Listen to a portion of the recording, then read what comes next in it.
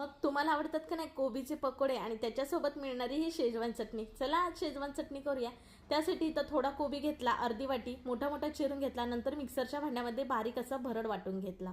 आता गॅसवरती कढई ठेवली, 2 पळी तेल घातलं, 1 चमचा आलं लसूणची पेस्ट आणि 1 चमचा ठेचलेली हिरवी मिरची घातली। मिक्सरला बारीक केलेलं कोबी घालून घेतला, छान परतून घेतलं। मग याच्यामध्ये सॉसेस घातले, ते म्हणजे 2 चमचा सोया सॉस, 1 चमचा रेड चिली सॉस, 1 चमचा टॅमॅटो केचप, हे सर्व घालून छान मिक्स केलं। 1 ग्लासभर इतकं पाणी घालून घेतलं। गॅस हा मध्यमच ठेवायचा। कलरसाठी थोडासा रेड कलर, चवीनुसार मीठ, थोडासा अजिनोमोटो घातला। नंतर एका वाटीमध्ये 2 चमचे कॉर्नफ्लॉवर घेऊन थोडंसं पाणी घालून ही स्लरी करून घेतली।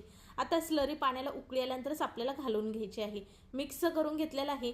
नंतर याच्यावरती झाकण ठेवून 2 मिनिटं शिजवून घेणार आहोत। बघा, पकोडे सोबत खाल्ली जाणारी शेजवान चटणी तयार झाली। पकोड्यांचा व्हिडिओ तुम्हाला नंतर पाहायला भेटेल। लाडूनी खाऊन तर छान झाले म्हणून सांगितलंय, तुम्ही सुद्धा करून बघा। चला सबस्क्राईब करा मग आता।